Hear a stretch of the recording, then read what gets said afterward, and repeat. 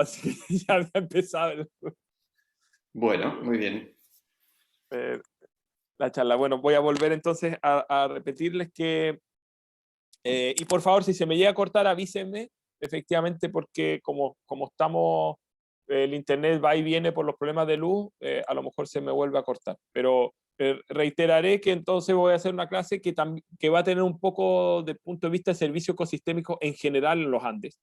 Definirlos bien lo que son los servicios ecosistémicos, porque a veces, según de dónde vienen ustedes, entienden qué entienden por servicio ecosistémico, y basaré un poco más la clase en los servicios ecosistémicos de salud, que son probablemente los menos estudiados en cuanto a efectos del cambio climático, si no es por los efectos particulares de cómo el aumento de la temperatura afecta a los vectores de enfermedades de mosquitos, que es lo que vamos a ver que un poco más en detalle, porque es lo que se tiene mayor información al respecto. Pero cuando uno habla de impacto del cambio climático en la salud de los Andes, no habla solamente de ese efecto. Y voy a empezar, primero que nada, me disculparán eh, por mi presentación, no tuve el tiempo de terminar de corregir los problemas de ortografía, porque precisamente como se cortó la luz y estoy en un teclado inglés, no tengo acentos y otros detalles, así que me disculparán, verán varios errores de ortografía, espero que no se noten mucho. Voy a partir por un tema muy serio que creo que resume un poco la temática en general del cambio climático en los Andes,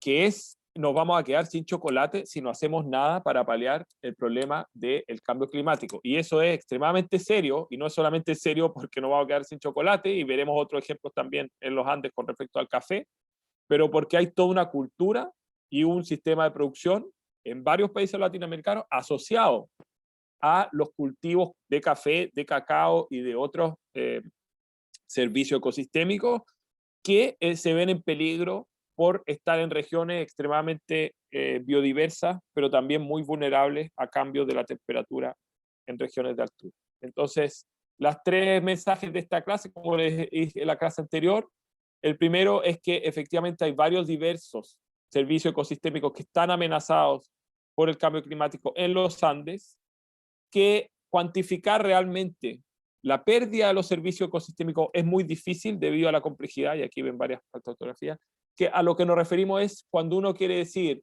tal porcentaje de la producción de algo como el chocolate va a disminuir, eso, detrás de ese porcentaje que uno quiere calcular, hay un sinfín de relaciones, a veces muy complejas, entre diferentes componentes, entre diferentes eh, comunidades, entre diferentes especies que van a interactuar para llegar a ese servicio ecosistémico, y por lo tanto no es fácil de cuantificar, menos en lugares donde hay pocos datos, cómo se van a comportar estos servicios ecosistémicos. Y finalmente, lo que pensamos de manera un poco más general es el posible incremento de enfermedades ligadas al cambio climático en los Andes, pero queda una pregunta, porque no es necesariamente lo que estamos viendo, y como lo verán con sus compañeros en los papers que les mostramos, tampoco necesariamente la evidencia muestra que o pasa o que va a ser el caso para todas las enfermedades. En general en el mundo, y lo veremos con un aumento de la temperatura, deberían aumentar los nichos ecológicos para los mosquitos, pero hay bastantes excepciones a esa regla general que vamos a ver un poco más en detalle. Como les decía, voy a partir por definir un poco los diferentes servicios ecosistémicos. ¿Ya? Tenemos primero lo que es un servicio ecosistémico cultural. Los servicios ecosistémicos son los beneficios que nos aporta la naturaleza como sociedad, como especie humana, con una definición bien restrictiva, pero para que lo entiendan de manera simple, y por lo tanto se clasifican según ámbitos. Hay 4 tipos de servicios ecosistémicos. El primero, un tipo de servicio ecosistémico cultural, que son, como lo dice la definición, riquezas inmateriales que nos sirven para construir nuestra vida social. Pueden ser ejemplos de recreación, puede ser el ecoturismo, como ven aquí en la figura de la derecha de WWF. También tenemos salud física y mental, muy importante. Uno de los ejemplos más estudiados respecto del efecto océano, no sé si lo conocen, pero vivir cerca al mar tiene beneficios psicológicos de reducción de estrés, sobre todo para las comunidades más vulnerables. Vivir cerca de un río, un lago, una laguna, como se da en los Andes, que esté limpia, que es un punto importante, trae beneficios para la salud mental. Eso se ha estudiado bastante, y por lo tanto también tenemos valores culturales de la naturaleza, que por supuesto, como lo sabe muy bien, muchas comunidades etnias indígenas en Latinoamérica, y lo veremos en algunos ejemplos, existen servicios culturales de valores espirituales, religiosos, lagunas sagradas, etcétera, que son muy importantes para diversos grupos étnicos en Latinoamérica. Entonces, esos son servicios inmateriales. Después tenemos servicios que se llaman de regulación, que son los que producen la regulación del ecosistema, y entonces es lo que nos va a permitir, por ejemplo, que se regule la calidad del aire, que tengamos aire puro, que tengamos también agua pura, que los suelos sean fértiles. Quien dice suelo fértil dice un suelo bien biodiverso, y entonces el cambio climático puede afectar también a componentes que nos van a quitar estos servicios de regulación que son tan comunes en los Andes, lo veremos a continuación, particularmente para la provisión de agua pura. Somos uno de los continentes que más beneficia de agua que viene de las montañas, gracias a los Andes precisamente, y no tanto en ciertos lugares hacia la derecha del continente, hacia el este, claro, que hay más aguas que vienen de vertientes en la selva amazónica, por ejemplo, que el 70% del agua del mundo no viene de glaciares, el 70% del agua del mundo viene de ríos que originan en espacios de bosques que capturan agua. En los Andes, en más particular, tenemos bastantes aguas que vienen precisamente de las montañas, y por ende es un servicio muy importante, y se tiene que mantener, además, no solo agua, sino también agua limpia. Existen los servicios de aprovisionamiento, de los cuales le daré varios ejemplos, que son, por ejemplo, los productos consumibles, comestibles, pero también medicamentos que se extraen de los ecosistemas tropicales de los Andes, y por supuesto el agua son lo que nosotros vamos a utilizar directamente, o materias primas, ya sea madera para construir casas, directamente de un ecosistema. Y finalmente están los servicios de sostenimiento, de los que se habla un poco menos, que son los que permiten que se mantengan los otros. Por ejemplo, son a una escala más grande, existen los servicios como el ciclo de nutrientes, la formación de suelo, la fotosíntesis, son procesos más generales que tienen grandes interacciones entre diferentes componentes que nos van a poder permitir mantener, por ejemplo, el servicio de aprovisionamiento de el crecimiento de plantas comestibles, por ejemplo. Eso viene de un servicio de sostenimiento, que es el servicio que mantiene un reciclaje de los bosques o la formación de suelos suficientemente diversos.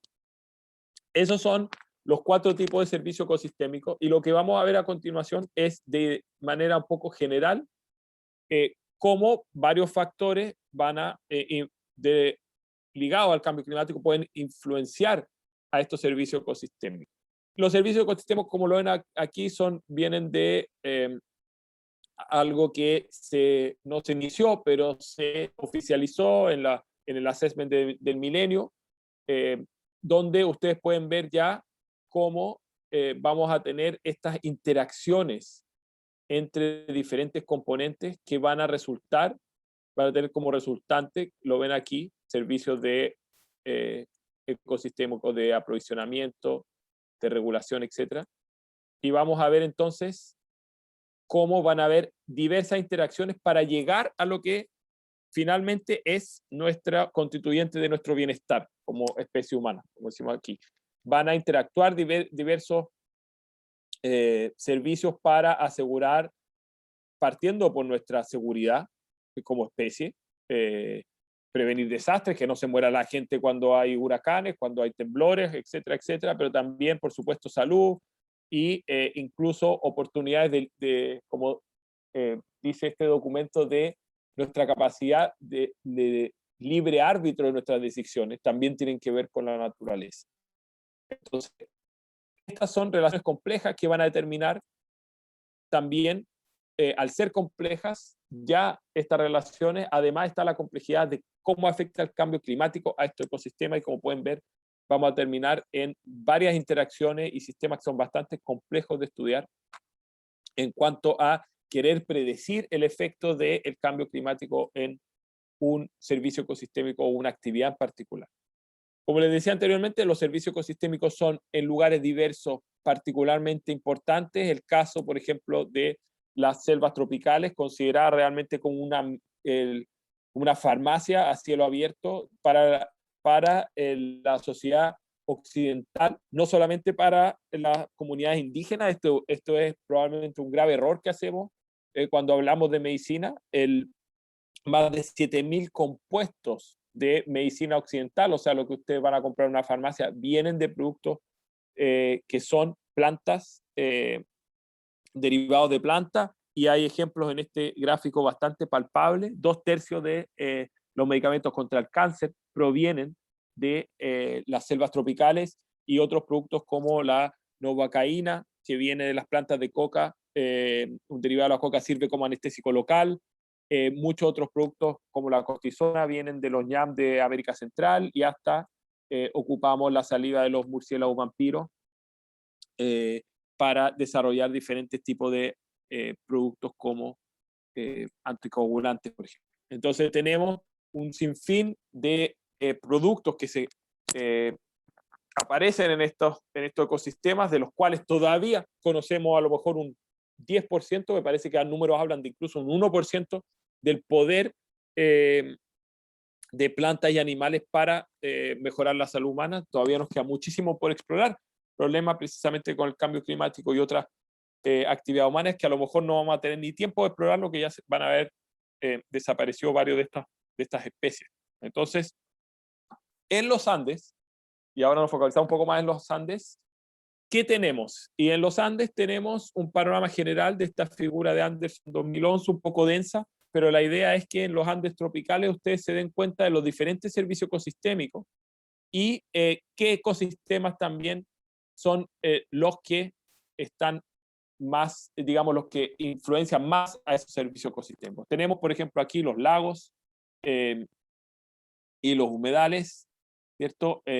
Zonas altas, los páramos, la puna, el bosque nublado, valles anterandinos, y cada uno va a tener, como lo ven aquí, los 4 servicios ecosistémicos, más impacto en ciertos servicios ecosistémicos. Los lagos, por ejemplo, tienen un gran impacto en todo lo que es recreación. En realidad, casi todos los ecosistemas en Latinoamérica tienen un impacto en la recreación. En la parte espiritual, como bien lo saben y veremos ejemplo, un gran impacto de las zonas de gran altura y también de los lagos y los humedales, pero también, por ejemplo, de agua fresca, por supuesto, como servicio de aprovisionamiento para la agricultura, los valles interandinos, extremadamente importante para la diversidad en agronomía también, y lo mismo, por ejemplo, para plantas medicinales. Algunos ecosistemas, como decimos, más importantes que otros según el tipo de servicio ecosistémico. Tenemos también, por ejemplo, a los lagos como un importante, y los humedales, a lo mejor menos conocido por el público en general, y los páramos como un importante ecosistema para el secuestramiento de carbono, como lo ven aquí. No solamente las selvas tropicales, que cree que tocan bastante carbono, pero también tenemos otras zonas que tienen otro tipo de fisiología y plantas acuáticas que pueden tener un gran impacto en captar carbono de la atmósfera. En función de estos diferentes, como ven, ecosistemas en Latinoamérica que regulan diferentes servicios ecosistémicos, vamos a tener entonces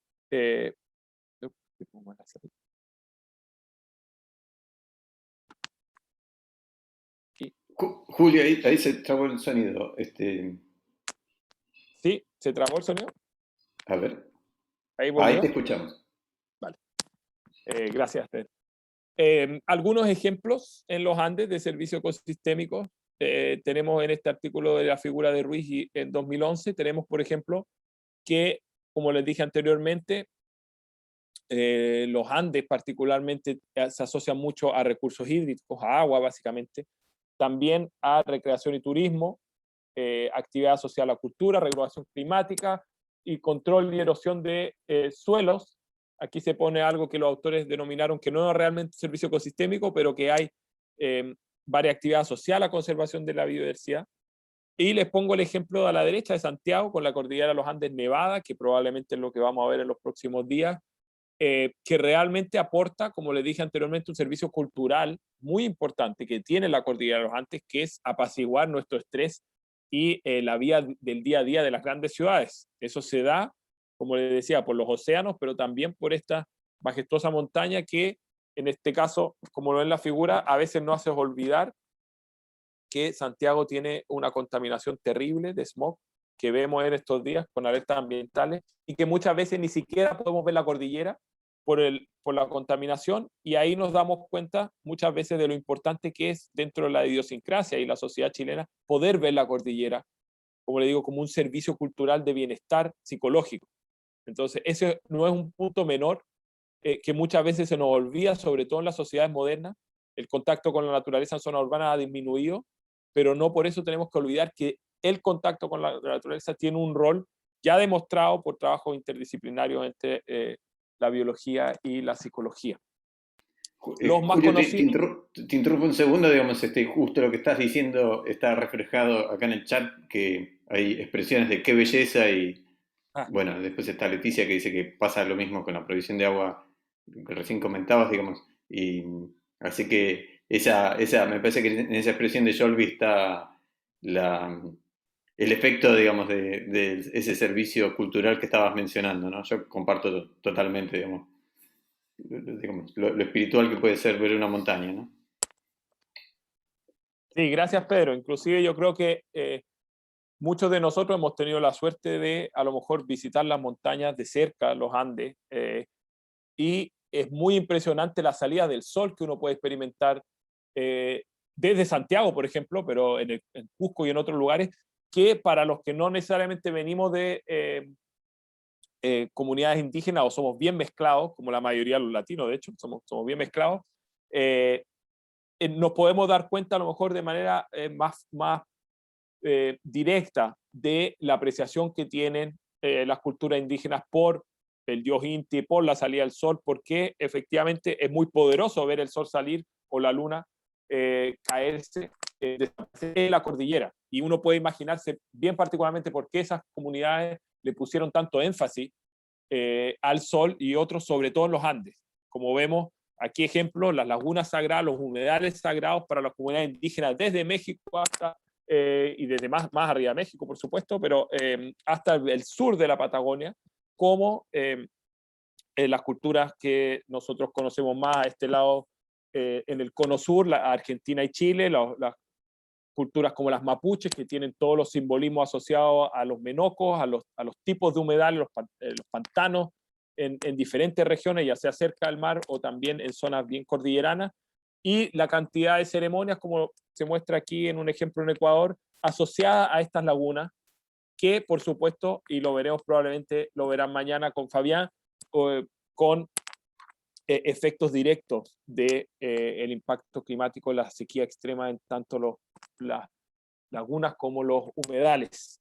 Un servicio ecosistémico del que volveremos a hablar. Aquí les presento a mis cafeteros de Ecuador en zonas de alta montaña, Martín y José, mostrando sistemas agroforestales del que volveré a hablar. El buen café, no diré el café, diré el buen café, y lo saben muy bien los que están aquí en el chat, de colegas de Perú, de Colombia. El buen café de altura y la cultura cafetera está asociada a los Andes. Si bien el café lo trajimos de Etiopía y tuvimos la suerte de exportarlo de nuestros primos africanos, nosotros, por supuesto, como lo saben, somos la cuna del cacao, pero con respecto al café, el café se adaptó muy bien a la altura de los Andes, el café robusta se adaptó a las zonas más bajas, pero tenemos una cultura asociada en la mayoría de los países a la cultura cafetera, y como decimos, el buen café, el café de altura, y también muchas iniciativas, como lo veremos después, para paliar los problemas climáticos. Aquí les pongo una de ellas, nuestro café propio, mi startup de café agroforestal, que promociona este tipo de cafés donde están los bosques asociados a los cafés. Y no les hago la promoción de Café Guariga, sino que les demuestro que tenemos herramientas, y las vamos a ver después, para luchar contra este cambio climático que afecta a servicios ecosistémicos tan potentes como la agricultura, en Latinoamérica, que es un continente, como bien lo saben, extremadamente basado en la actividad agrícola. Esta figura de Ranting en 2019 les anticipaba, pero se los muestro ya con más detalle, la complejidad, ¿cierto?, de poder entender los efectos que van a tener los diferentes cambios ligados al cambio climático, como vemos aquí, de temperatura, de precipitación. Quiero poner la flechita. Aquí.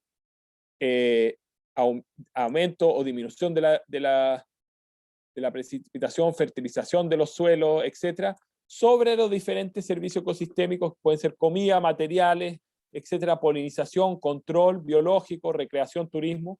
Y como vemos, para cada uno de los efectos, lo ven aquí en la curva, podemos tener efectos que van de lo negativo, lo neutro, a lo positivo, y además con cierto grado de tamaño del efecto. O sea, la temperatura, como lo ven aquí, puede influir bastante en la comida, por supuesto, pero la cobertura la cobertura de nubes va a tener probablemente un tamaño de efecto menos importante. Y entonces, para cada servicio ecosistema, como puede ser la comida, vamos a tener una resultante de todo este efecto del cambio climático que nos van a llevar a decir al final si ese efecto del cambio climático en general va a ser positivo o negativo. Y lo mismo para cada uno de estos componentes. Vamos a ver al final que la temperatura, el aumento puede tener un efecto finalmente más negativo que positivo, mientras que otros pueden cargarse hacia efectos más positivos que negativos con el cambio climático. En general, creo lo que vemos son efectos generalmente considerados como negativos en su mayoría, para la mayoría de los servicios ecosistémicos. Entonces, como lo ven aquí al final, si los tomamos todos juntos, o los tomamos aquí juntos para el cambio climático, vamos a ver que la mayoría tienen efectos en mayoritario negativos, a los que se suman en la parte de abajo. El efecto del cambio climático se suma a otros efectos, por supuesto, que tenemos actualmente, los que no podemos desligar del cambio climático, ¿cierto? Que son el cambio global, digamos, cambios de suelo, aumento de las poblaciones, contaminación, que son efectos que muchas veces se adicionan a lo que ya estamos viviendo con el cambio climático, y ahí nuevamente le agregan complejidad, saber qué está pasando realmente con el cambio climático y los servicios ecosistémicos, porque tenemos otros factores que se asocian. Como les decía anteriormente, ¿qué sabemos del café? Del café, y esto se puede aplicar para el mate también, para el cacao, como lo vamos a ver. ¿Qué idea tenemos de lo que le va a pasar al café? Bueno, lo que sabemos en general, el Banco Interamericano del Desarrollo apunta a que el aumento global de la temperatura va a reducir la superficie apta para café en un 50% de aquí al 2050, a nivel latinoamericano, ¿vale? Pero esa reducción general tiene sus matices. Y por eso les pongo aquí, por ejemplo, a la izquierda, un artículo del diario En Colombia que muestra que en varias zonas de Colombia va a haber, por supuesto, los cafeteros que van a tener que subir en altura para poder mantener las mismas temperaturas. Al café y al cacao le gusta el calor, pero no en demasía. Al buen café le gusta aún menos. Y el problema es que, si bien es aceptado un nivel de calor, por supuesto que un excesivo de calor reduce la producción, la maduración de los frutos, etcétera, y además el subir en altura tiene otras consecuencias que son de humedad, y esos problemas de humedad también afectan las producciones de café con diferentes enfermedades. La roya es una de ellas, y lo mismo con el cacao. Entonces van a tener hongos y otras enfermedades asociadas a tener que subir en altura también, y particularmente son los hongos en bosque lluvioso. Entonces, el café, ¿no? Estoy viendo sus comentarios.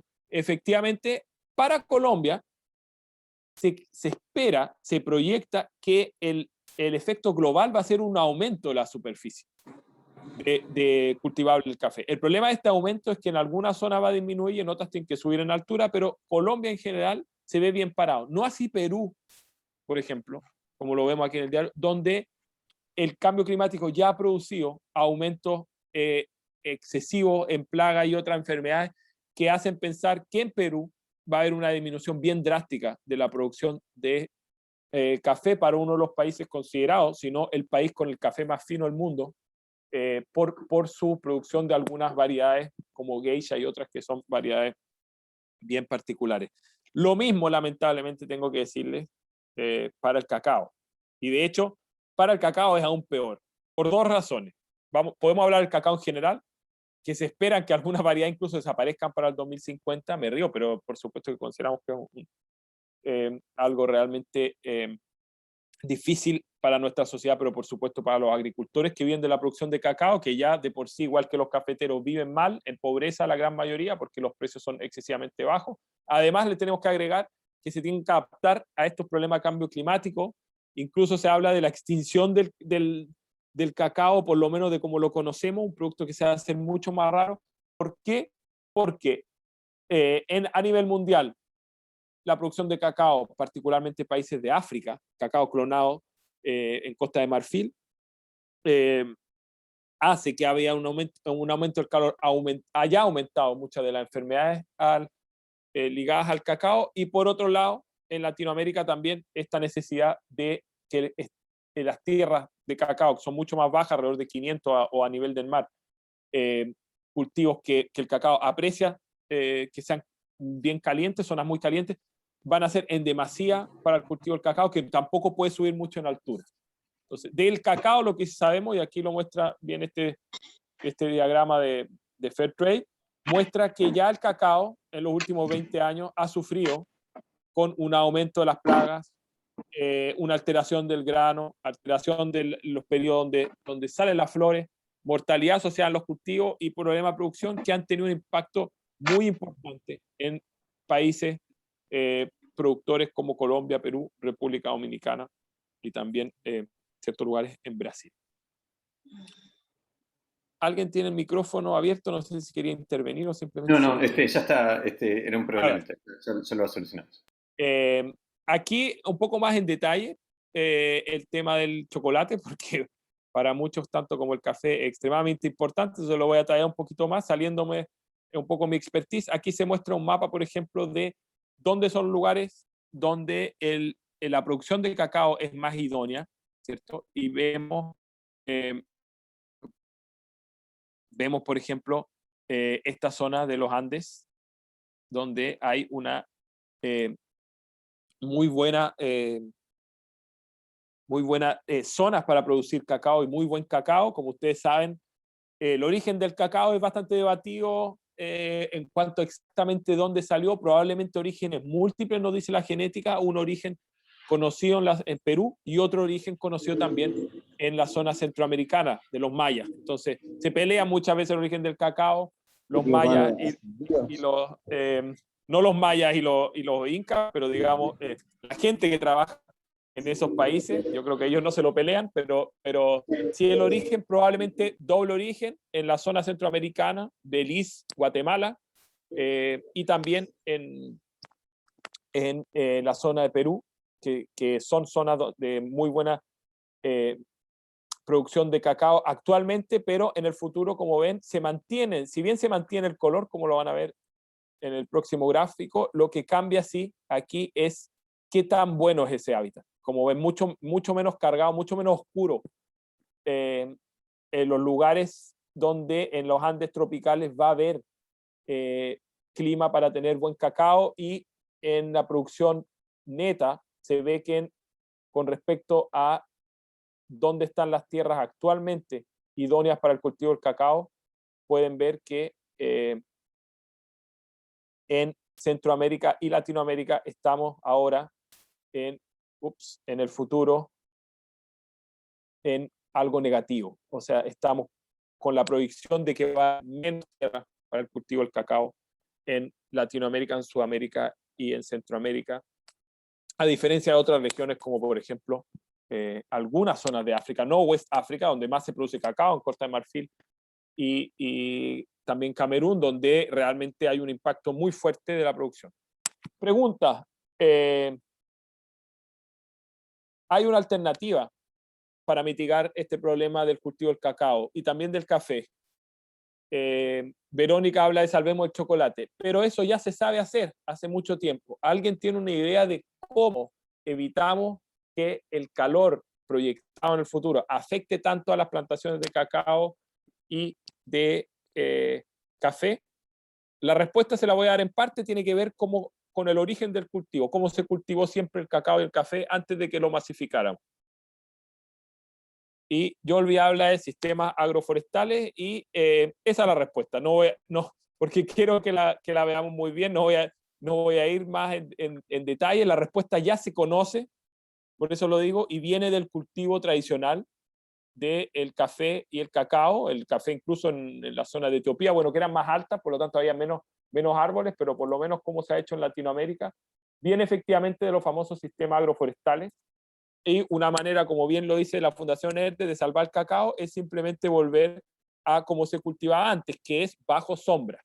Y aquí hay un tema que yo no conozco en profundidad, pero sí me ha tocado precisamente por nuestro trabajo con el café agroforestal, es el cacao y el café son plantas de sombra. Siempre le gustaron estar bajo los árboles. El problema es que cuando lo masificamos para aumentar la producción, pero también para producirlo de manera clonal, ocupamos las variedades, por ejemplo, en África del Oeste para el cacao, que se reproducen fácilmente al sol, pero con cultivos de monocultivo. Muy diferente de cómo se ha cultivado, por lo menos el cacao en Latinoamérica desde siempre y cómo lo han cultivado algunas regiones del mundo reputadas por buen cacao, como la región de Bahía en Brasil, que son bastante pioneros en la sistematización del sistema Cabruca, que es un sistema agroforestal de, de plantar cacaos con otras variedades de plantas como el azaí o otras que permiten también tener un multiingreso para el campesino. Perú, uno de los países con más alto índice de café agroforestal, casi el 70%. ¿Por qué? Porque se cultiva de esa manera tradicionalmente, pero lamentablemente también, o sea, lamentablemente digo porque no ha tenido los cafeteros pobres económicamente en Perú no han podido sistematizar su producción, que muchas veces llevaba al monocultivo. Entonces han tenido menos uso de pesticidas y menos deforestación. Por un lado, es probablemente lo que los lleve a poder mantener mejores sistemas de producción en el futuro, afortunadamente, por mantener una producción de agroforestal mucho más importante, por ejemplo, con respecto a Brasil, donde la producción agroforestal de café, primer productor del mundo del café, sigue siendo bajo el 5%. ¿Hay una pérdida de diversidad genética del cacao y el café? Pregunta Rosario. Sí y no. De variedades, el café y el cacao, de las variedades silvestres sí. O sea, de lo que, por ejemplo, el cacao, hay especies silvestres de cacao no domesticadas o algunas variedades, lo mismo para el café. Esas sí se están perdiendo, no necesariamente todavía que se hayan perdido variedades, no soy experto en el tema, lo que sí se ha hecho es producir, un poco como la mayoría de la agricultura, ciertas variedades de manera monocultivo. Entonces, efectivamente, si uno va a ver la diversidad de cacao que hay en África, es extremadamente pobre. De hecho, el monocultivo de ciertas variedades ha llevado a que sea más vulnerable a las plagas, como ustedes lo saben, en la agricultura menos diversos, menos resistencia a las plagas. Entonces, sí, efectivamente, en ese caso sí. Pero digo sí, no, porque se han rescatado muchas veces o se cultivan algunas variedades genéticas, por ejemplo, de café en Latinoamérica, que son originarias de la fuente del café que es Etiopía, y que se han reinstalado en los sistemas, incluso agroforestales en Latinoamérica. Por lo tanto, si bien tendemos, por supuesto, con la industrialización de las producciones a disminuir la variabilidad genética, por supuesto, eso en los frijoles y en casi todo lo que plantamos a gran escala, todavía sabemos que hay variedades locales, incluso otras que aparecen nuevas, híbridos que se dan en varios países latinoamericanos, particularmente de café, variedades nuevas que van saliendo y por supuesto un estudio de variedades más resistentes al cambio climático, a las temperaturas. Ahora paso a la parte salud. No me va a demorar tanto más, pero les quería dar un poco una visión general de lo que era el servicio ecosistémico y aquí entramos en la parte salud y como ven y les anticipé antes, el efecto del cambio climático en la salud mundial no es solamente lo que está aquí, aumento de enfermedades ligadas a vectores que sobreviven mejor en lugares calurosos. Es uno de los componentes. La calidad del aire también va a ser, si estamos hablando de salud humana, ¿vale? Si estamos hablando de nuestra salud, hay muchos otros factores que no vamos a ver aquí en detalle, pero que tienen que ver con cambios en la calidad del aire, por el aumento de las emisiones de CO2 que van a llevar, por supuesto, a aumento de problemas de salud como las alergias, eventos extremos de temperatura, por supuesto, aumentos de los fuegos, los incendios, del el CO2, de los problemas ligados a las inundaciones, van a aumentar y agravar ciertas enfermedades, por ejemplo, como el cólera, pero también agravar problemas respiratorios de enfermedades no transmisibles o también problemas cardiovasculares, y el aumento de la temperatura, por supuesto, problemas ligados a deshidratación y problemas del corazón. Todo eso efectos que van desde aumentos o cambios en la temperatura y otros parámetros ambientales a efecto de la salud humana. Se estima, como lo ven aquí a la derecha, que el cambio climático para el año 2030, que ya casi estamos, podrá generar una pérdida en la salud mundial en número económico, que no es necesariamente la que uno asocia a la salud, pero muchas veces ahora estamos haciendo esos cálculos de 2 a 4 billones de dólares. En cuanto a enfermedades vectoriales, como les decía, donde más se conoce, o sea, la temperatura se piensa que va a aumentar la sobrevivencia de los mosquitos, y por lo tanto las enfermedades asociadas a los mosquitos, ya sea la malaria, el dengue, el chikungunya, la fiebre amarilla, etc. ¿Qué se ha mostrado hasta ahora en la literatura? Muchos ejemplos: impacto del cambio climático en malaria, impacto climático en dengue, el futuro del dengue, como lo ven aquí abajo, y no necesariamente un entendimiento acabado. Al principio se pensaba que todo iba a aumentar, pero la relación entre temperatura y sobrevivencia a las larvas y otros momentos de los mosquitos no es tan clara para todos, y por lo tanto también se habla a veces de temperaturas óptimas, que si se pasan esas temperaturas, la sobrevivencia de los mosquitos va a disminuir, y por lo tanto mucha literatura reciente, pero no necesariamente un entendimiento acabado. En el caso, por ejemplo, de los vectores Aedes o egipcio o albopictus asociados a las enfermedades, por ejemplo, como dengue, chikungunya y Zika, tenemos efectivamente que este artículo, mi colega Sadie Ryan mostró que las proyecciones a nivel mundial y también para Latinoamérica en el 2050 y 2080, según diferentes escenarios, muestran un aumento de la población que va a ser afectada por estas enfermedades. En general, aumentos, como ven, desde los escenarios más optimistas, aumentos desde el 40% hasta el doble de población que va a ser afectada por mosquitos, básicamente. Ese es el resultado de este estudio, que es algo que se conoce muchas veces. Es casi nadie, si se cumplen los peores escenarios de predicción de cambio climático, no va a tener problemas de mosquitos, ya sea que el mosquito subió en altura, como lo ven. Han habido casos de fiebre amarilla que no se sabe, por supuesto, si están ligados o no al cambio climático, pero en regiones tan altas como La Paz en Bolivia, cosa impensable hace algunos años. El dengue también, que generalmente se mantenía a niveles bajo 500 metros de altura, subiendo también por la subida probablemente de sus vectores, pero al mismo tiempo vectores que se podrían ir más al sur. Y yo diría que Chile es uno de los países más agradables para vivir en cuanto a enfermedades vectoriales. ¿Por qué? Porque no las tenemos. Solamente tenemos, diría yo, de preocupación de salud pública, Chagas en el norte de Chile, pero Chile es uno de los países más agradables donde un mosquito te puede picar, Culex pipiens, particularmente en la zona central, y uno no se preocupa de dengue, chikungunya, Zika ni West Nile disease por ahora.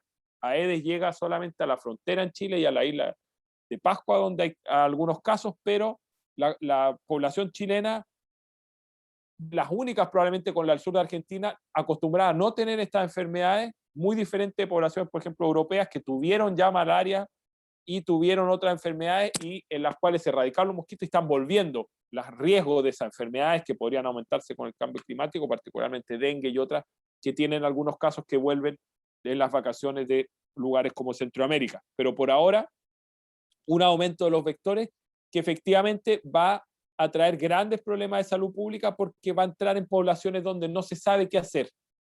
Por ejemplo, aquí en Chile la gente no se preocupa realmente de no tener cosas con agua estancada, etcétera, porque eso en muchas partes, ustedes saben, son las primeras prevenciones que se hacen para el dengue.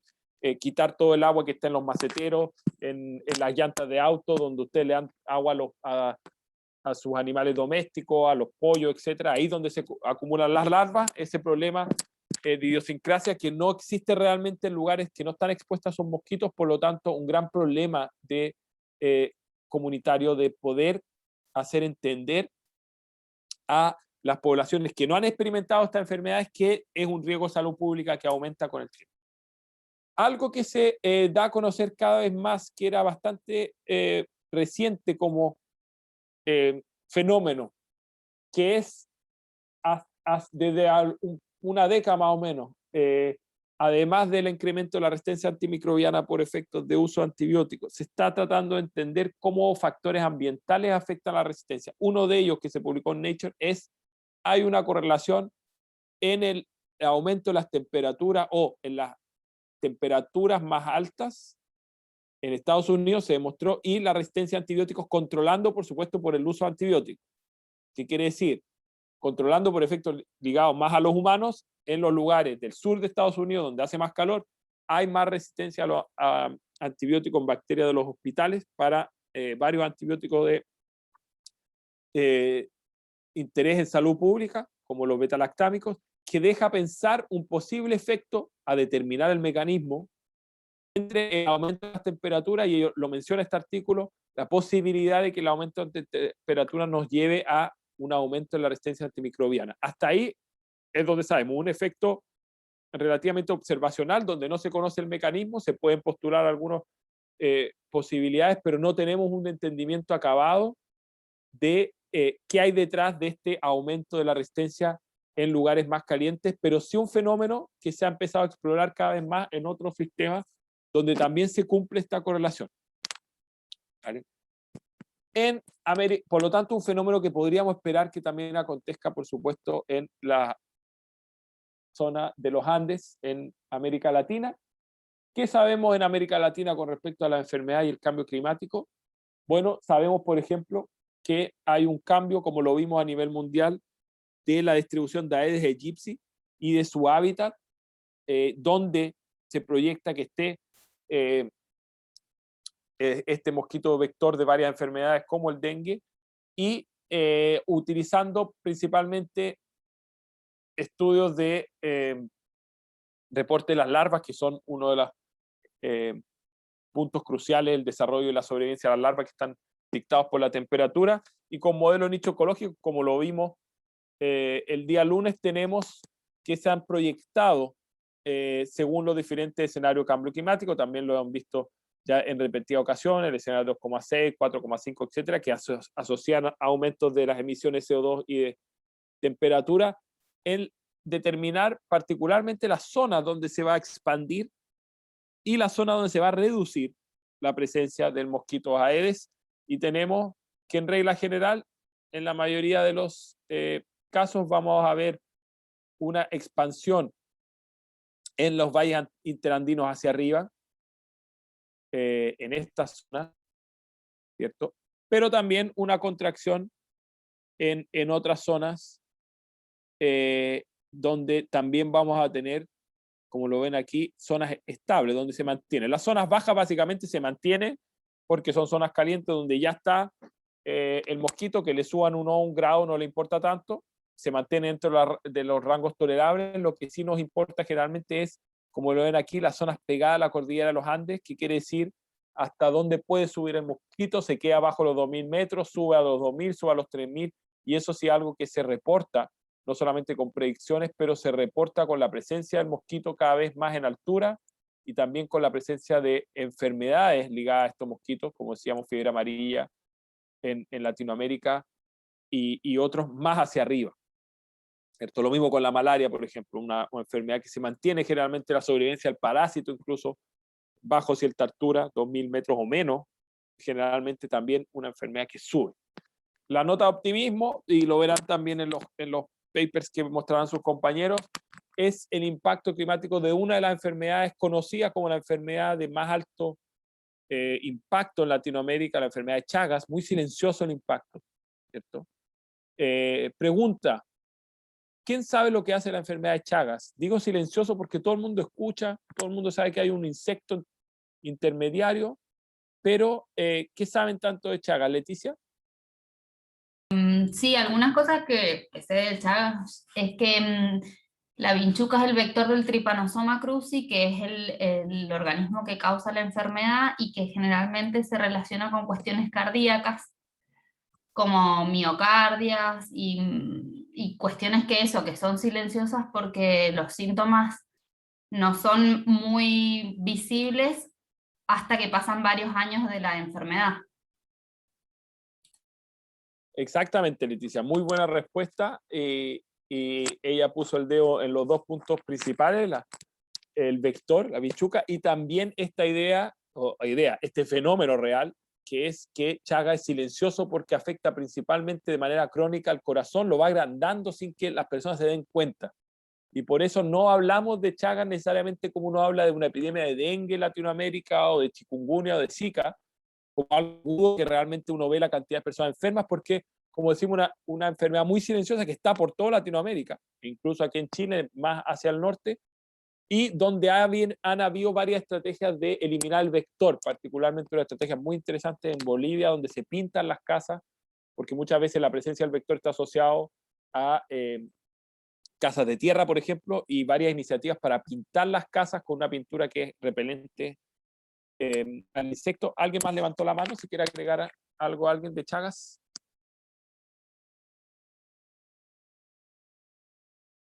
Teníamos otras manos levantadas, no sé si se bajaron esas Gonzalo manos. estaba, digo. No sé, Gonzalo, si quieres agregar algo. No, gracias, ya está dicho. Gracias. Una enfermedad silenciosa que además tiene varios métodos de transmisión, o sea, varios modos de transmisión y varios reservorios desconocidos. Como hablaba su compañera, hablamos de una enfermedad que pasa por contaminación de la feca de la pichuca, pero también otros ciclos más desconocidos, contaminación directa oral, por ejemplo, con la caña de azúcar. Han habido algunos casos directamente tomar algo que nos gusta tanto a los latinoamericanos de zonas tropicales, que son el jugo de caña, que tiene diferentes nombres según el país, por supuesto. Jugo de caña en Brasil, guarapo en Cuba y en otras zonas. Pero el problema de la defecación del el insecto en esas cañas, que al pasarse a hacer jugo, también pueden, en ciertos lugares, se ha mostrado en Venezuela,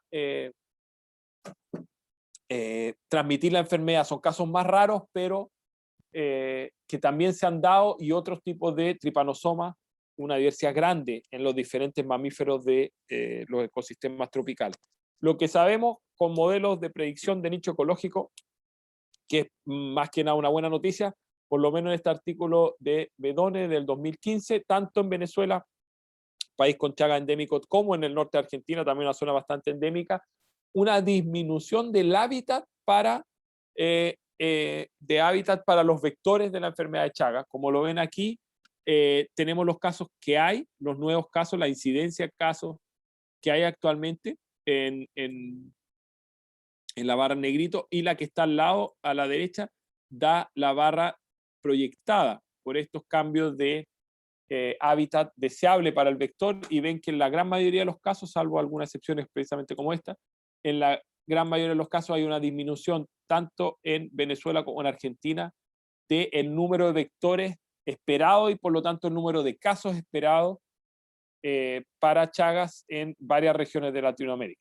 Por ahí entonces, como preguntaba Pedro, una noticia, por lo menos para una enfermedad extremadamente crónica, silenciosa, pero muy ampliamente distribuida en Latinoamérica. Y con eso, con esta última nota de optimismo, termino esta parte de la clase. Quedo abierto a preguntas, nos queda algo de tiempo para un par de preguntas. Así que vuelvo a repetir los mensajes generales de la clase. Varios servicios ecosistémicos amenazados en Latinoamérica, difícil de cuantificarlos, como hablamos, por la múltiple interacción entre diferentes componentes de los servicios ecosistémicos. Y finalmente, si bien se espera un aumento de los vectores para varias enfermedades y sus enfermedades asociadas, hay que pensar que cuando uno habla de enfermedades vectoriales, hay dos componentes. El mosquito tiene que sobrevivir, pero también el parásito. Por ejemplo, ¿por qué en lugares tan fríos como Canadá existe West Nile Disease? Es porque sobrevive el mosquito de un invierno a otro, escondido, pero también sobrevive el parásito, y generalmente ese es un punto muy importante. La sobrevivencia del parásito en el estado larvario determina si la enfermedad se va a poder o no mantener. Y por lo tanto, el aumento de las temperaturas van generalmente a predecir que eso mejora las capacidades de los parásitos o de los virus a mantenerse en los mosquitos, pero con ciertas notas de optimismo, pero también de precaución, de modelos que muestran lo contrario para varias zonas de Latinoamérica. En el chat o algo, preguntas. Carolina. Sí, quería saber tu opinión sobre esta crítica que se hace al concepto de servicios ecosistémicos, en el sentido de que se ha llevado a una monitorización de la naturaleza y que en realidad los ecosistemas naturales solo tienen importancia desde el punto de vista humano y pierden su valor como derecho mismo de ser, de existir, por así decirlo. Aquí yo creo que hay dos componentes. Los servicios ecosistémicos no son la monetización de la naturaleza. Lo que yo entiendo, y esto por supuesto me preguntan mi opinión, así que te voy a dar mi opinión más personal como científico, no necesariamente, porque aquí efectivamente hay un tema de punto de vista personal. Para mí lo que es la monetización es los créditos carbono, que es efectivamente poner en el mercado la posibilidad de que un país contamine en un lugar o deforeste en un lugar y compre esa deforestación en otro lugar del mundo. Ejemplos clásicos: vamos a deforestar en Indonesia y vamos a comprar selva, por decirlo de alguna manera, en Brasil, que tiene una bolsa de créditos carbono. Para mí eso es monetización de particularmente la naturaleza, con sus pros y contras asociados. Los servicios ecosistémicos efectivamente tienen la humanidad humana, no tanto cuando hablamos de una salud, que es mi tema desarrollado, salud planetaria o ecosalud, donde estamos hablando que la salud es en general de un ecosistema, y ahora se llama planetary health, o sea, de salud del planeta. Creo que más allá de ser un tema ético, por lo menos para mí, es un tema operacional. O sea, yo efectivamente, uno siempre habla, y en mi caso particular lo expongo muchas veces, que los servicios ecosistémicos son ante todo para la gente que vive en esos ecosistemas. O sea, conservar la selva amazónica para la gente urbana me parece más crítico que escuchar el punto de vista de la gente que vive en esos ecosistemas. Eso me parece más, digamos, un problema más ético a nivel de país, ni siquiera a nivel internacional. O sea, está el proyecto Yasuni, que era Europa le iba a pagar a Ecuador para mantener el parque Yasuni, que al final igual por detrás lo vendieron para explotación de petróleo a países asiáticos. Pero creo que lo que a mí por lo menos personalmente me produce más un problema eso, que no nos preocupemos del libre, como les hablaba aquí en Servicios Sistémicos, que las personas que viven en esos lugares elijan. Y a veces van a elegir deforestar, por ejemplo, el caso trivial de la deforestación de pueblos indígenas que también muchas veces en la Amazonía contribuyen a la deforestación. El punto de vista de monetización creo que es un punto de vista operacional. ¿A qué me refiero con el operacional? No hemos encontrado otra manera de proteger a los ecosistemas que ponerle beneficios para la especie humana. Ese es el tema principal. Y creo que efectivamente podría ser criticable de un punto de vista filosófico, pero no viene con ingenuidad. O sea, no hemos encontrado una manera, y ojalá la encontraran, ¿vale? Yo le doy un ejemplo muy claro. Yo monté una startup de café agroforestal porque estaba cansado de ver desaparecer las selvas tropicales en los lugares donde yo iba por culpa de tomarme una taza de café o de comer cacao. Entonces nosotros estamos monetarizando, o sea, le estamos dando un valor agregado a un producto, estamos diciendo compren nuestro café porque protege a los monos.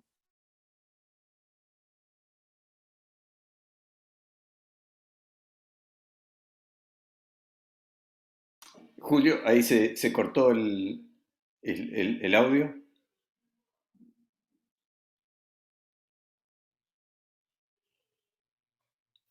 Se cayó completo. Ah, no, sigue ahí, pero... A ver. Es que quedó sin cámara, eso fue raro. A ver, ahí. Hola Julio, no sé si si nos escuchás.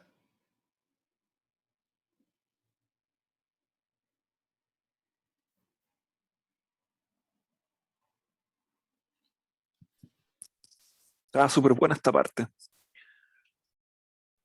Ahora ya salió de la sesión, entonces Ahí está. se cayó Sí, completo. seguro que se vuelve a sumar. Em,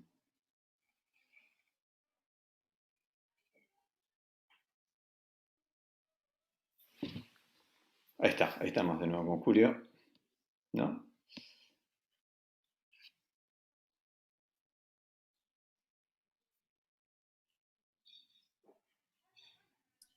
Hay una relación como de rivalidad entre la lluvia e Internet. Sí. Hola, ¿me escuchan? Ahí Disculpe, está, Julio, fue la volviste, luz. sí. Sí, sí, fue un corte de luz directo. No sé hasta dónde me escucharon, de hecho. No, Pero lo último que escuchamos fue esta idea, digamos, que estabas contando esto del café, digamos, este emprendimiento que claro, tenían. sí, yo les comentaba lo del café no para hacerme propaganda, sino que para decir que viene de un punto de vista de un ecólogo que está cansado de ver las selvas tropicales desaparecer y que no hemos encontrado otras maneras. Entonces lo damos en un valor agregado. Yo siempre lo digo, ya me gustaría que la gente sintiera como yo lo que es ver un mono en una selva tropical de los Andes. Me parece que no hay evento más maravilloso, pero eso ingenuamente no contribuye necesariamente a su protección como nos gustaría. Y por ahí van los servicios ecosistémicos.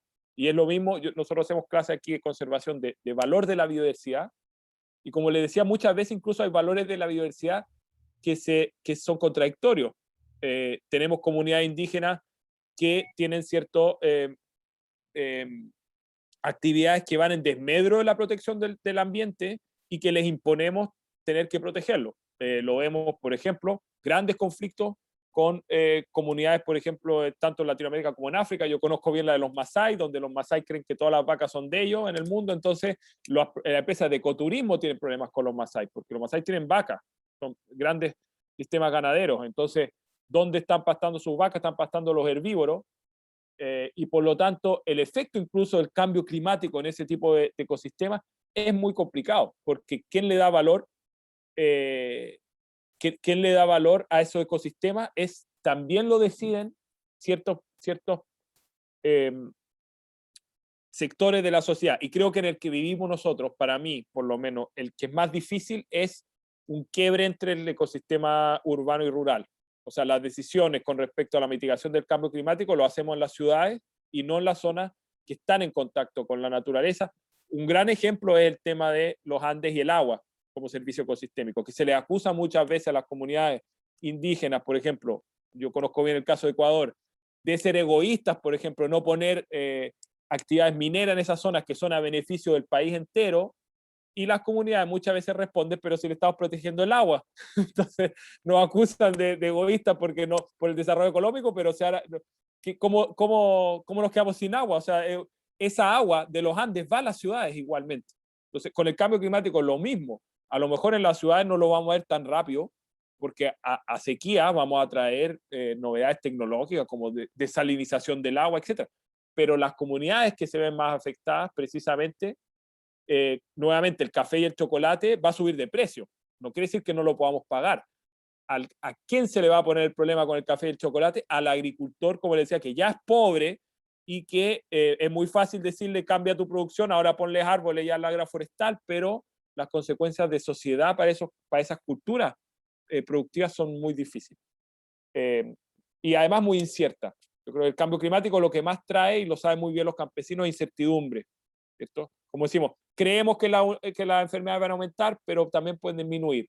Y particularmente, creo yo, en agricultura, no saber cuándo empieza la lluvia, por ejemplo. Es algo que ven los campesinos en los Andes y en África. No saben cuándo plantar los frijoles, que se plantan después de la lluvia, porque no saben cuándo va a empezar. Y eso trae problemáticas serias para sus modos de cultivo. Juan Carlos nos habla de propuestas como la red. Efectivamente son propuestas muy interesantes, como decíamos, entiendo la crítica que dieron antes, que es válida, o sea, es un punto de vista discutido en red, por ejemplo. ¿Por qué la gente que está, por qué los países ricos, vamos a decirlo ya más claramente, pueden cortar en Indonesia y pagarlo en el Congo? Hay un tema detrás, pero la respuesta directa es no sabemos cómo hacerlo. Si no, no sabemos cómo hacerlo. O sea, no hay una alternativa actual a los créditos carbonos para reducir el cambio climático. Si a usted se le ocurre alguna, perfecto, pero por ahora no sabemos monetizarlo, como saben todos los protocolos de cambio climático, o sea, Kioto, las COP25, la que se viene en Glasgow, después de la chilena, que fue un fiasco, no han llegado a ningún acuerdo económicamente viable. Nadie lo respeta ese acuerdo. Por lo tanto, sabemos que tiene que ir por ahí. No va porque las comunidades quieran respetar el clima, eso ya está de ganado. El problema es cómo le llevamos actividad económica compatible con estas prácticas. Rosario.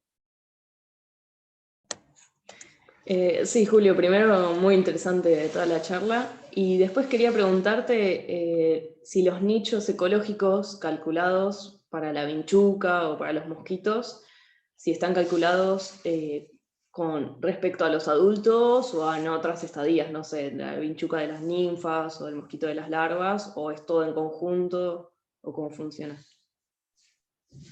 Yo diría que generalmente es todo en conjunto. O sea, sabemos dónde específicamente, como te decía, no soy experto en las enfermedades vectoriales de modelo de nicho, pero sé que generalmente sabemos dónde probablemente la temperatura afecte más dentro del proceso, ya sea el vector o de la enfermedad. Por ejemplo, la sobrevivencia de la larva o de la ninfa o del adulto va a ser más determinado por la temperatura, pero también existen las otras variables. Estamos hablando de temperatura, precipitación, etcétera. Se ponen todas las variables y probablemente la que se modifica más es la temperatura, digamos la más fácil de modificar dentro de los modelos, porque tenemos más predicciones de lo que va a pasar. Tenemos los modelos IPCC que nos van a decir, modifica para este escenario la temperatura de tanto, la humedad de tanto, y ve qué pasa con eso. Con eso deja constante la variable vegetación, etcétera, etcétera. Entonces, generalmente, yo creo que la mayoría de estos modelos hacen hincapié en tratar de ver por ejemplo, la sobrevivencia y la fertilidad de un vector en general, pero también por ahí van las contradicciones entre modelos, como dices tú. Algunos modelos van a, por ejemplo, hacerle más hincapié a la temperatura, otros a la temperatura con la precipitación, otros a la precipitación, y probablemente una de las razones, no es la única, pero una de las razones que muchos de estos grupos encuentran resultados contradictorios es esa, es que la metodología no es la misma, las variables que pusieron en el modelo no es la misma, y como sale en nicho ecológico, la metodología incluso para hacerla es muy variable, y por lo tanto a veces nos encontramos, según la variable que uno pone en el modelo, más allá del escenario, sino que el que le hizo más hincapié, como dices tú, a la sobrevivencia del estado larvario por la temperatura, encuentra que va a aumentar. Y el que puso que es muchas veces lo que ha pasado con estos modelos, el que pone una curva con un óptimo, que temperaturas muy altas van a disminuir, por ejemplo, para la malaria, la sobrevivencia de los vectores del parásito, encuentran escenarios mucho más, digamos, amigables, donde la sobrevivencia no es tan masiva. Entonces, efectivamente tiene que ver con la metodología, aunque en general los modelos ahora tienden más a aplicar los efectos de la temperatura y otros en todos los aspectos de los vectores. Claro, y después lo otro que me pregunto es cómo cambiarían las conclusiones. Por ejemplo, creo que fue el año pasado, que descubrieron que una población de Aedes aegypti, acá en Buenos Aires, Argentina, para adaptarse a las temperaturas, hace lo que se llama diapausa, que es decir, ya no depende de la temperatura para que eclosionen los huevos. O sea, la hembra pone los huevos y en vez de esperar a ciertas temperaturas, espera a las horas de luz. Entonces depende del fotoperiodo y ya se independiza de la temperatura. Entonces, ahora, ¿cómo cambiarían esas conclusiones si ya la temperatura, o sea, es obvio un aspecto relevante, pero si de alguna manera los mosquitos pueden buscar otras maneras para seguir sobreviviendo? Sí, efectivamente, como decíamos, ya es complejo saber la relación entre el ambiente y, por ejemplo, un vector, que uno pensaría que es simple, ¿cierto? Pero son años ya, varios años donde los biólogos evolutivos, ecólogos están tratando de entender las dinámicas de los vectores, y todavía tenemos muchas preguntas abiertas. Entonces simplificamos con los modelos, pero efectivamente la adaptación de los mosquitos a la luz es un punto. El hecho que los mosquitos están cambiando, por ejemplo, lo que se ve ya en África y en Latinoamérica, los mosquitos de malaria, anófeles, que son de noche, ya se están empezando a ver más de día. Y lo mismo con lo contrario, Aedes, que se está viendo hasta la noche, o que no subía, por ejemplo, se decía que era un mosquito flojo, que es que no subía al primer piso, y resulta que a mí en Sao Paulo me pica Aedes en el piso 8.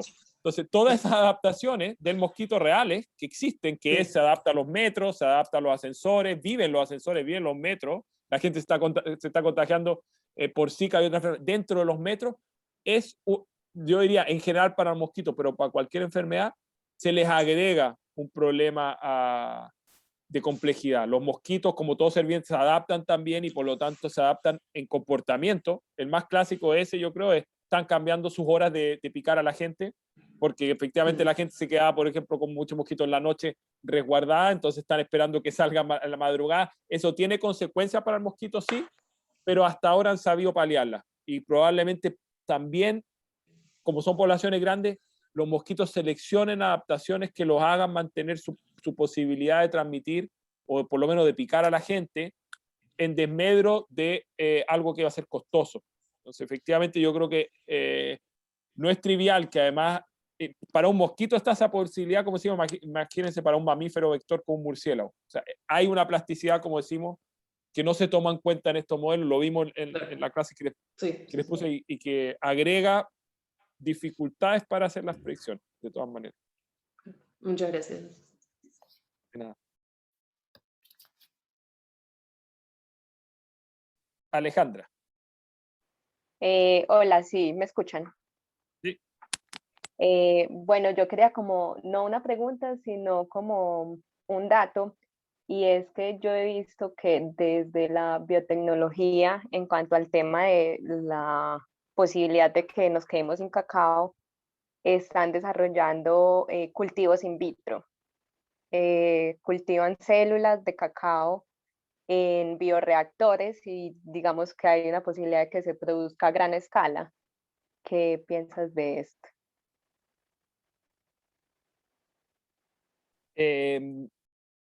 Sí, muchas gracias por la acotación, Alejandra, que además por tu acento identifico claramente que eres colombiana, así que es un tema que le toca particularmente. Yo creo que hay dos desarrollos bien, digamos, dos desarrollos masivos para lidiar con, tres en realidad, para lidiar con el cambio climático en cacao y en café. Yo les mostré la sombra, es uno, porque por algo obvio, la sombra protege el sol, por lo tanto le baja la temperatura a los cultivos.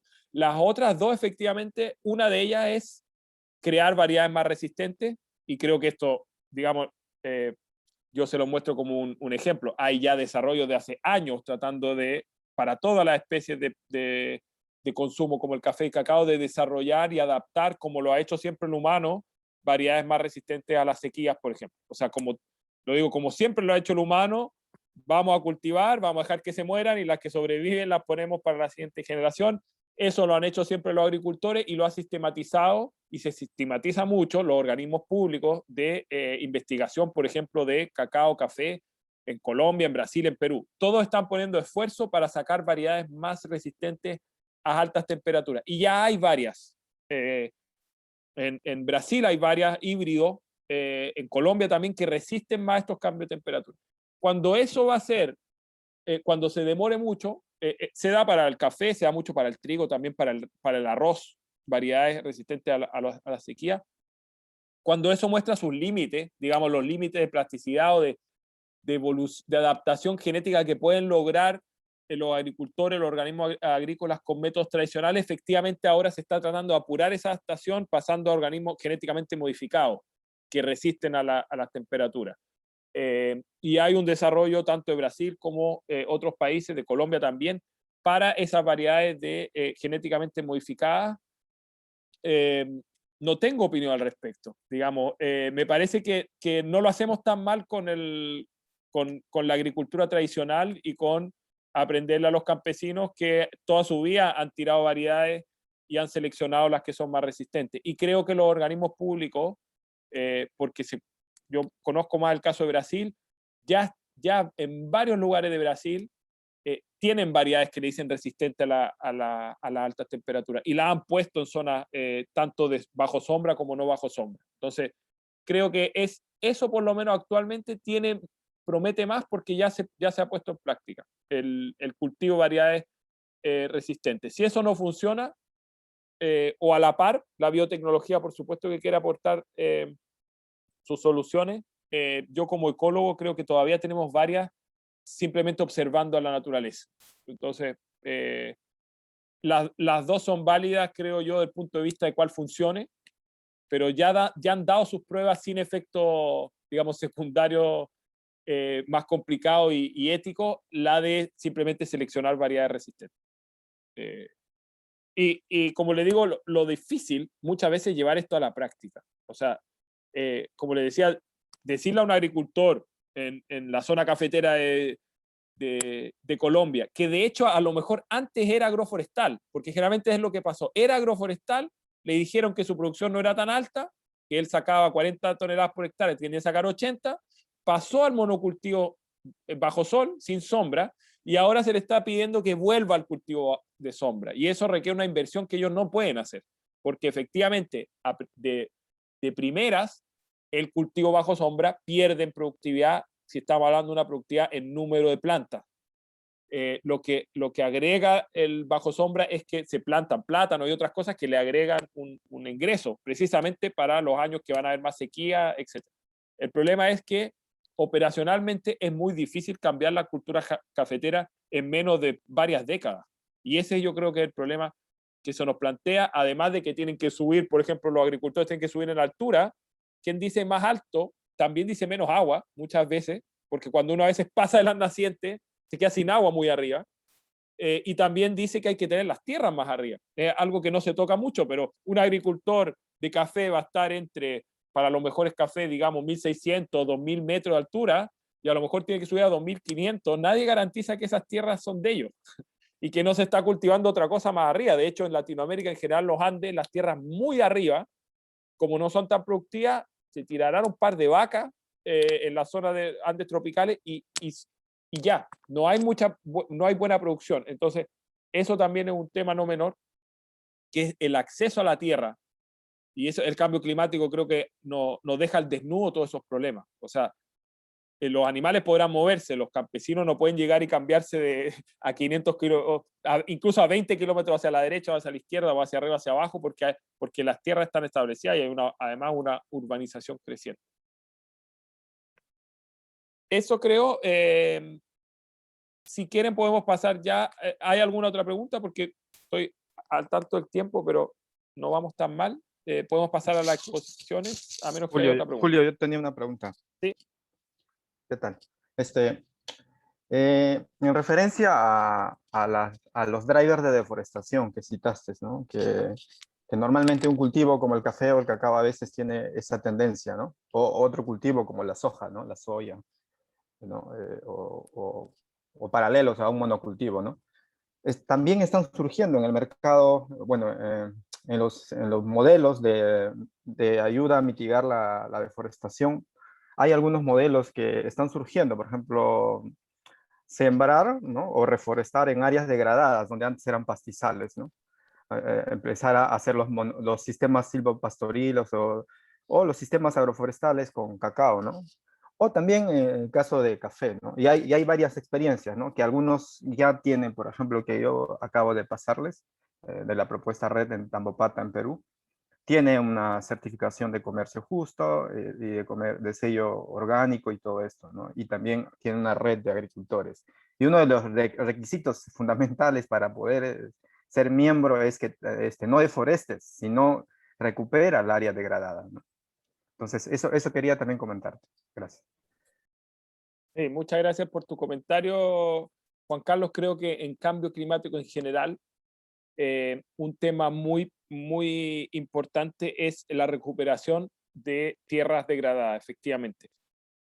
Se han hecho los cálculos, no se puede, aunque recuperemos todas las tierras y aunque plantemos de árboles todo el planeta, todavía vamos a estar a un cuarto, creo, de la solución para reducir el CO2.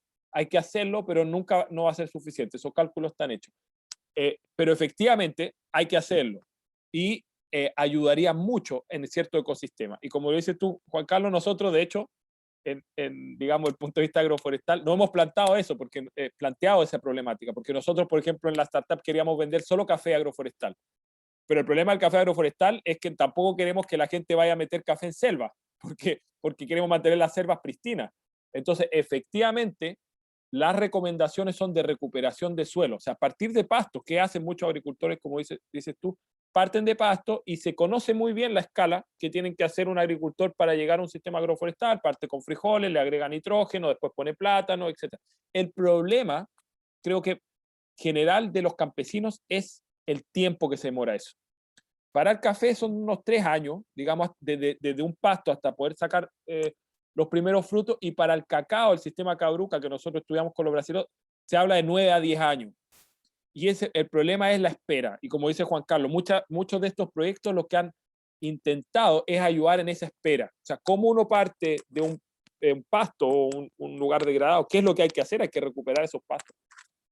A un sistema productivo que rente para un campesino, el tema es cómo lo ayudamos a mantenerse vigente en esos años donde va a tener que invertir versus poner a su caña, por ejemplo, y monocultivo. Entonces, ese es un gran desafío, yo creo, para el mundo agrícola y el mundo de la biología, cómo ayudamos a esperar en ese tiempo que tienen los agricultores para recuperar pasto. Yo creo que es una problemática universal. Los agricultores no pueden esperar 3-4 años para plantar agroforestal cuando ya vienen de la deuda de pagar a sus trabajadores del año anterior, por ejemplo, que le recogieron los cafés. Peor con las fluctuaciones de precios que tenemos, que es este tipo de iniciativas de red o otras, Sustainable Coffee, con conservación internacional en Perú, es lo que tratan de solventar. Un precio más fijo, es muy volátil el mercado del cacao y el café, extremadamente volátil, por lo tanto a eso se le agrega el cambio climático, pero entonces no se le garantiza nunca un precio a un campesino, y por lo tanto eso además complica el hecho de que los campesinos puedan mirar a futuro y modificar sus plantaciones o recuperar sus propios pastos, porque muchas veces son ellos mismos que los tienen. Así que muchas gracias por el comentario, Juan Carlos. ¿Hacemos la pausa, Pedro? Me parece perfecto, digamos. Seguro, yo creo que si no hacemos la pausa podemos seguir toda la tarde, digamos, con este tema, digamos, yo por mí, digamos, estaba tentado de meterme ahí, digamos, pero me quedé callado. Quizás hay un último comentario de Gabriela Pazmiño en el chat, digamos, si quieren leemos ese y después hacemos una pausa. ¿Te parece de 10 minutos, Julio? Sí, el tiempo de hacerse un mate, un café agroforestal en mi caso, o tómense un té. Importante resaltar, voy a leer lo que dice Gabriela, importancia de trabajar apuntando a agricultura sostenible con las comunidades, ofreciendo un precio justo para que puedan hacer agroforestería y tengan monocultivo. Y de paso protejan los bosques. Hay varios ejemplos en Ecuador, el chocolate guacho, que yo conozco, muy buena iniciativa, efectivamente, hoja verde. Como dicen muy bien, el doble desafío con los campesinos es que protejan y que tengan un precio que les permita proteger. No es compatible, yo lo he visto en nuestra problemática del café, que no es compatible, y de hecho la que hemos tratado de resolver como startup, que no nos ha funcionado muy bien, pero nos hemos ganado un par de Global Sustainability, Google Premio, etc. ¿Cuál es el problema? Se puede hacer, plantar árboles y reducir las producciones, si uno le sigue pagando poco a los campesinos. Y no voy a citar nombres, pero eso es lo que hace la industria. O sea, le paga poco, deja pobre a los campesinos, y ahí no hay ningún problema con poner árboles para que anden los monos que me gustan tanto a mí. El problema es hacer lo mismo.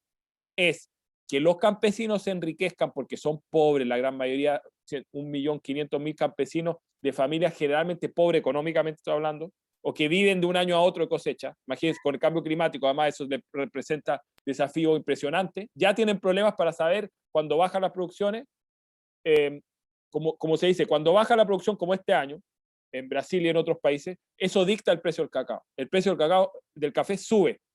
El problema es que sube porque hay menos producción, pero el campesino tuvo menos producción, entonces vende menos. Eso es algo que la mayoría de la gente se lo olvida, que es, bajó la producción, entonces subió el precio, qué bueno para los campesinos. No, porque los campesinos venden menos, porque les bajó la producción. Entonces, A lo contrario, cuando hay un buen año de alto calor o un año bueno, hay más producción, bajan los precios. Entonces, no hemos podido reconciliar todavía, salvo algunos ejemplos en Perú y en Ecuador, efectivamente, o en otros lugares, pequeños ejemplos de reconciliamos la agroforestería con el pago al campesino. Eso nos cuesta mucho. Se tienen que subir los precios y los cafés, incluidos el nuestro, se suben a precios que son muy difíciles de mantener porque queremos que se comprometan los campesinos con lo orgánico, con los árboles, etc. Pero al mismo tiempo queremos que ellos reciban un precio justo. Eso es muy difícil de hacer, es un gran desafío, no solamente para el café y el cacao, pero para todo sistema de producción. Y ahora sí, la pausa. Volvemos, si quieren, a las 11. En 10 minutos quizás es más fácil. Sí, exactamente, en 10 minutos. A las 38. Nos vemos.